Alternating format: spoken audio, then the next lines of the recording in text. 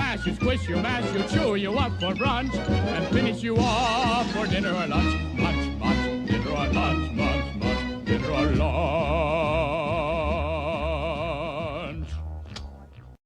Hola a todos, bienvenidos a Filosofía Clase B, yo soy Oscar.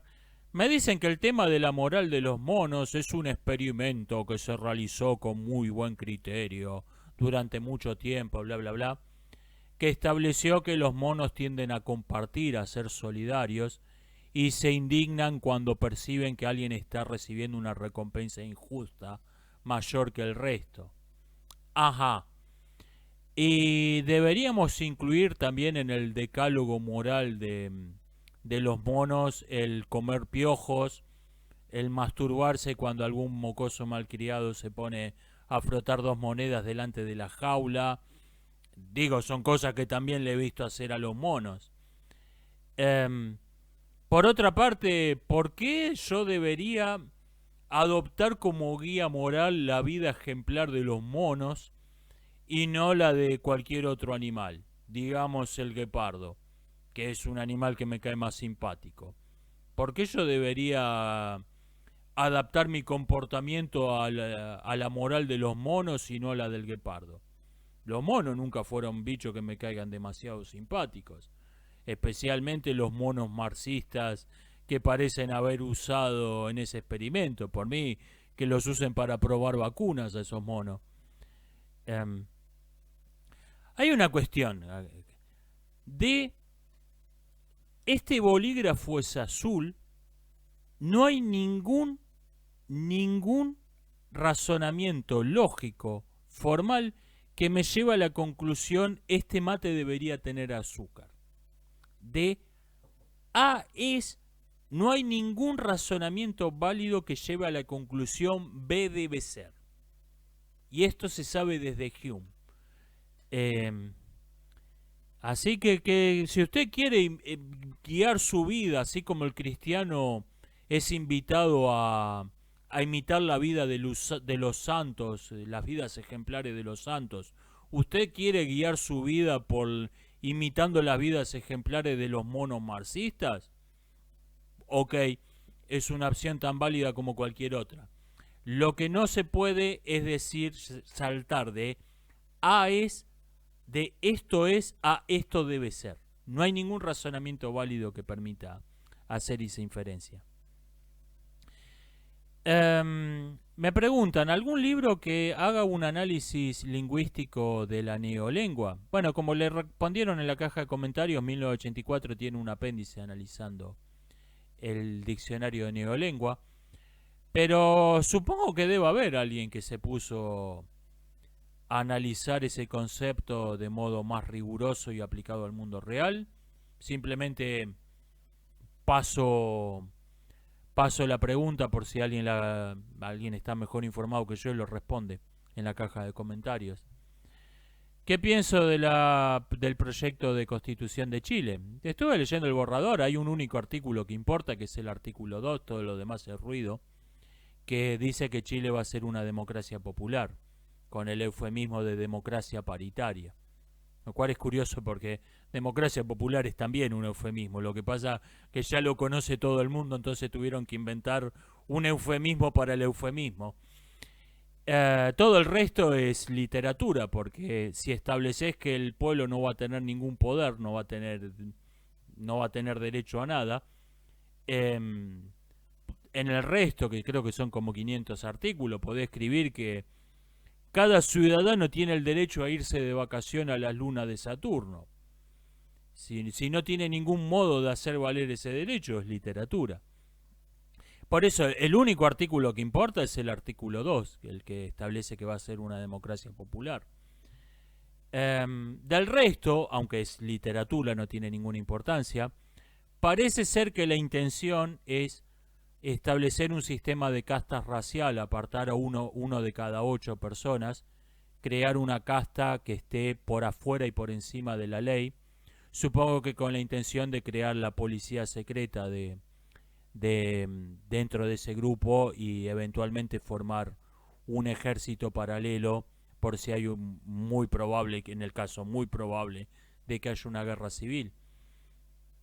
Es, no sé, veremos qué pasa. No sería la primera vez que una democracia se autosuprime. No sería la primera vez que un pueblo vota libremente queremos ser esclavos. No sería la primera vez. No me sorprendería en lo más mínimo. Que, que me dirán que bueno, que se votó el plebiscito un 80%, lo votó por estúpido engañado por los más media, pero que de todos modos apruebe la constitución de Maduro no me extrañaría en lo más mínimo.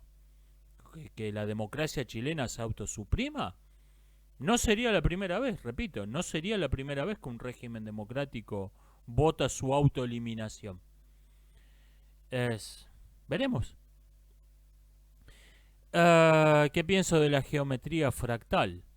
Yo creo que las geometrías no euclidianas, al margen de sus méritos en sí, sin ellas no hubiesen sido posibles algunos avances que hubo en las ciencias empíricas en los últimos 150 años, más o menos. Fueron, al margen del mérito que tenga cada una de esas geometrías en sí, lo que hicieron fue acabar con una especie de dogmatismo, de creer que la geometría euclidiana reflejaba el mundo real, porque las otras eran geometrías imaginarias. Veremos, por ahí los datos brutos, las observaciones empíricas directas te llevan a la conclusión de que en realidad no vivimos en un universo euclidiano. Creo que sin ese paso previo, cosas como la teoría de la relatividad hubieran sido simplemente imposibles. Sin ese cambio de previo de mentalidad de no, bueno, esto no son geometrías imaginarias. Esto, aunque la geometría fractal es muy posterior a la teoría de la relatividad, pero sin ese cambio de mentalidad de las geometrías no euclidianas en general, de decir, estos son geometrías tan válidas como la de Euclides, creo que hubieran sido imposibles cosas como la teoría de la relatividad. Me dicen, estuve buscando información sobre la guerra civil sueca y no encontré nada, que no va a encontrar. Cuando Noruega le declara la guerra a Finlandia, en Suecia se dividen. Los partidarios, vamos a entrar a favor de un bando, le responden si declaran la guerra a favor, le damos un golpe de Estado. Los partidarios de entrar a favor del otro bando, si ustedes entran a favor del otro bando, damos un golpe de Estado. Entonces acordaron ser neutrales. Alrededor de 200.000 suecos se enlistaron en el ejército noruego como voluntarios y otros tanto en el ejército finlandés. Se combatieron entre ellos y en la neutral Suecia se formaron redes de espionaje, se juntaron fondos para comprar armas y enviar alimentos, se sabotearon los envíos de armas y alimentos del enemigo, hubo atentados, asesinaron políticos y hasta el día de hoy eso lo presentan como, bueno, estos fueron cosas de la Segunda Guerra Mundial, nosotros fuimos neutrales. Hasta el día de hoy no asumen que tuvieron una guerra civil. Lo cual, si ustedes nacieron cerca del Río de la Plata, wow, que suena familiar eso. Me dicen, ¿me puedo extender por qué desprecio a Friedman y a su libro y a sus libros?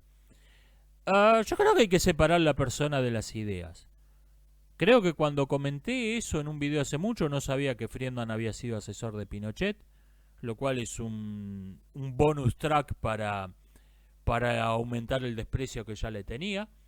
Un tipo que escribe un libro titulado Libertad para elegir y se va a asesorar tiranos es exactamente igual a los intelectuales de izquierda norteamericanos, europeos, que se la pasan hablando de la libertad, de la individualidad, de los derechos y se arrodillan a chupársela a cualquier dictador bananero que se cruzan en el camino.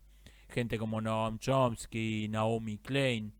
Bueno, Friedman es Naomi Klein. Es un tipo que escribió un libro llamado Libertad para elegir y fue a chupársela a Pinochet. es exactamente la misma clase de personas. No es ni un pelito mejor. Es la misma clase de personas. Pero al margen de eso, más importante, porque esto es un argumento ad hominem, más importante es que en las ideas de Friedman y otros de su escuela hay una falacia que es confundir por completo la libertad con la ausencia de regulaciones, con la ausencia de reglas. Una visión totalmente anarquista de la libertad. Y esto es completamente falso. Para que un pececito de colores tenga el derecho de la libertad de circular por un estanque lleno de pirañas, hacen falta regulaciones y hacen falta penas draconianas para el que no cumpla las regulaciones. Oponer libertad a regulaciones es absolutamente falso. Es una completa falacia. La libertad necesita de reglas. La libertad no solo es compatible con las reglas. La libertad solo puede existir con reglas. Oponer reglas a libertad es totalmente falso. Es totalmente falaz. Está confundiendo dos acepciones de la palabra libertad. La libertad en el sentido político y la libertad en el sentido de carencia. Como cuando decimos que un helado está libre de azúcar. Por ejemplo, está confundiendo que una harina es libre de gluten.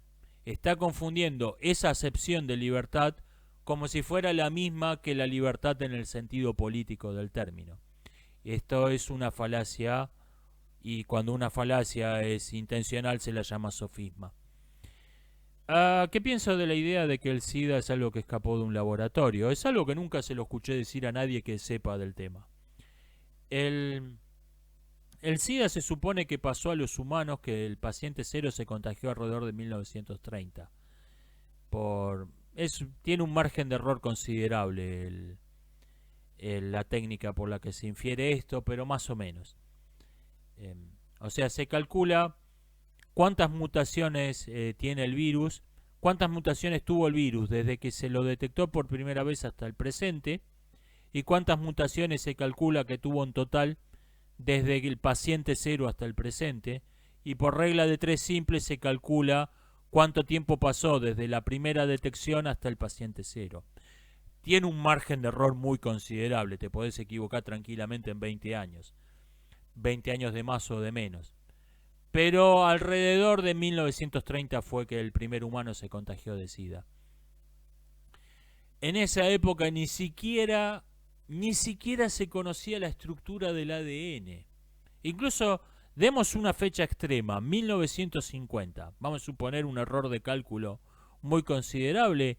Ni siquiera se conocía la estructura del ADN todavía.